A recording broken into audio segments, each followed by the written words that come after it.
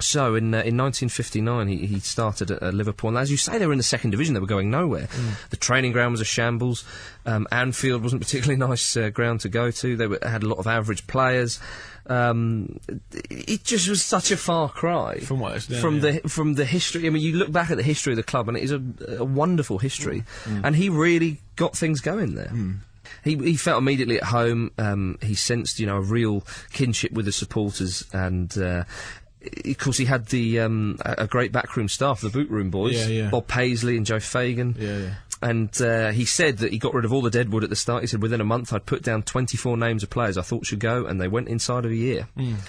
He brought in Ron Yates, Ian St John, and Gordon Milne, and promotion was gained back into the First Division in 61 and 62. Everton were the big side in Liverpool at the time. But in 1963-64, Liverpool clinched their sixth title from the former champions Everton. And he famously said, if Everton were playing at the bottom of the garden, I'd pull the curtains. He said a lot of things about Everton, didn't he? But he did. I've also read that he sort of did that to keep up the sort of... because he thought it's something he should be saying, that he should really be doing it to get the fans on side and to show himself as a real Liverpool man. But apparently he used to live not far from Everton's training ground. I'm not sure, probably just after he retired. And he was always welcome there, apparently. He used to go down there and watch him train quite a lot, and they were always really pretty nice to him, and he was nice to them as well. I think it was more of a sort of act he used to put on. Oh, very much so.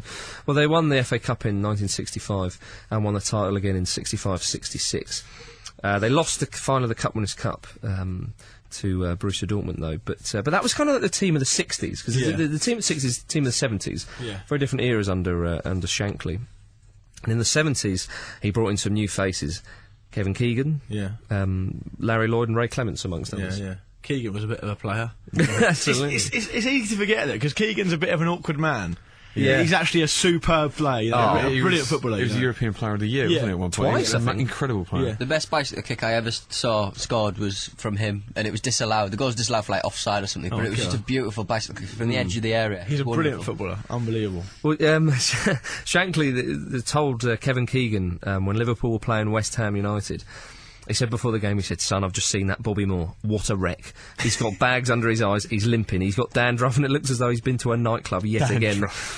During the game, Bobby Moore played an absolute blinder, and Keegan did score, but Bobby Moore played an absolute blinder. And then after the game, Shankly said to Keegan, he's a proper player, that Bobby Moore, isn't he? You'll never play against anyone better than him. I've got my favourite Shankly quote is, and I hope I've not ruined the one you're going to say, is that when I think it was Tommy Smith came into his office and said, "Oh, Gaffer, I don't think," to Shankly, says, "Gaffer, I don't think I can play on Saturday." He says, "Oh, well, what's wrong with you?" He goes, "It's my knee." And he goes, whoa, hang on a minute. It's not your knee. It's Liverpool's knee. That's a great one. Absolutely brilliant. Some of his quotes, were absolutely superb. Again, we talked about him being a real man of the people, and he hated all the bureaucracy of football and all that sort. I mean, he just wouldn't. Nowadays, he would. Oh my goodness, furious constantly. Well, he said, at a football club, there's a holy trinity: the players, the manager, and the supporters. Directors don't come into it; they are only there to sign the cheques. A bit like Brian Clough, then. Exactly. Yeah. Very much so. Very much so. Yeah. In 1973, Liverpool won the league and the UEFA Cup, and in 1974 they won the FA Cup, which was, of course, his last piece of silverware, because he retired in July 1974, much to everybody's amazement. He was 60 then, and he decided to retire. He said going to tell the chairman of his decision was like facing the electric chair. But he wanted to spend time with his family, and I think he wanted to go out on a high, and they'd won the FA Cup, and he'd achieved unbelievable stuff there.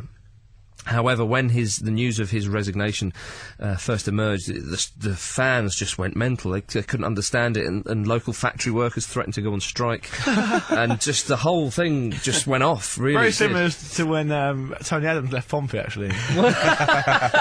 Similar reaction. Yeah. Well, the club was left in capable hands with the boot room staff. Paisley was.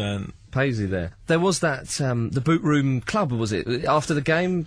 Well, they used to go in. The opposition manager used to be invited into the room, and they used to chat about football. And the only after each game, and the only conditions where you weren't allowed to talk about the game that had just happened. You could talk about anything else, but not the game that just. That's happened. Right. Yeah. It was quite legendary. That. Yeah. I wouldn't mind to hear some of those conversations. Yeah. Pete. So being a fly on the wall there, Marcus.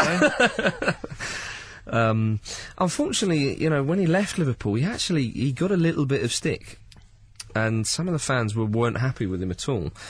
And he said later, it's quite sad really, he said, I might add that I count Everton amongst the clubs who have welcomed me over the last few seasons. I've been received more warmly by Everton than I have by Liverpool. It's scandalous and outrageous that I should have to write these things about the club I helped to build into what it is today, because if the situation had been reversed, I would have invited people to the games. Yeah. It's a shame, really. Didn't he famously buy tickets for fans and stuff like that? I read that he did, actually phone fans up sometimes to chat about the games when they sent him letters. Well, he knew how important the fans were for a successful team, and how much it meant to them as well. Exactly, and it's just nowadays it's so refreshing. Oh my! But it's just so refreshing to hear about this kind of thing. Hello, is that John? This is Gianfranco Zola. I'm sorry we didn't win again. It wouldn't happen, would it?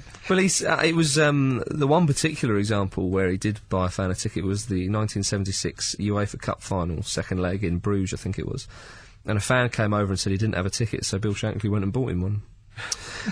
He was awarded the OBE. So he could have bought a ticket, presumably. Well, I don't have a ticket. In 76, Shankly wasn't even manager then, so he's just basically done a favour for him. Exactly, yeah. So he was awarded the OBE in 1974, and he continued to live in the house that he and his wife had bought when they first moved to Liverpool, and he was a regular in and around the city and was happy to chat away to everybody about football and one thing and another. Sadly, in 1981, in September 81, he died, aged 68, but of course his legacy will never ever be forgotten. And we talked earlier about some of the quotes. I mean, he said, a football team is like a piano. You need 8 men to carry it and 3 who can play the damn thing. And there was a great one where he said, a lot of football success is in the mind. You must believe that you are the best and then make sure that you are. In my time at Liverpool, we always said we had the best 2 teams in Merseyside, Liverpool and Liverpool Reserves. Good stuff. So it's fair to say then, although Shankly didn't win as much as sort of Paisley did, there's no way Paisley would have been able to achieve what he achieved. No, absolutely not. The foundations being No set way. by Shankly, because I read it Liverpool's training ground when Shankly first took over, they just had one tap for water. That's all they had. And he got all that sorted out, and he said that he changed it so that they all went to Anfield before training, and they all travelled to train together to build the camaraderie up and stuff. They'd all have a meal together as well. That's right. And that He's way a you real can sort of control their pioneer. diets as well, which is really, really modern. Yeah, for the time. So he really is. I mean, there's the Shankly Gates at Anfield now, isn't there? Where named after him. He really must have set the stall out for everything they could have achieved after him. Absolutely, and I'll end by saying the famous quote where he said that I've been basically honest in a game in which it is sometimes difficult to be honest. Sometimes you've got to tell a little white lie to get over a little troublesome period of time. I'd like to think that I've put more into the game than I've taken out, and that I haven't cheated anybody, and that I've been working for people honestly all along the line. For the people of Liverpool who go to Anfield, I'd like to be recognised for trying to give them entertainment. I was interested in only one thing, success for the club, and that meant success for the people. I wanted results for the club, for the love of the game, to make the people happy. Bill Shankly. Bill Shankly, come on in. Welcome.